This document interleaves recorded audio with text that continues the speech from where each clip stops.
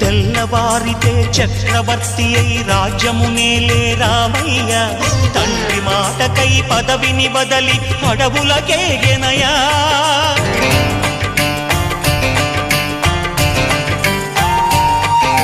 మహిలో జనులను కావగ వచ్చిన మహావిష్ణు అవతారమయ్య ఆలిని రక్కసుడపహరించితే ఆక్రోశించెనయా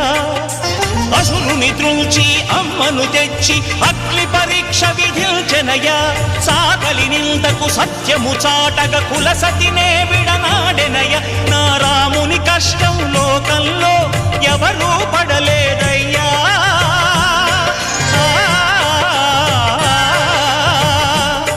నా రాముని కష్టం లోకంలో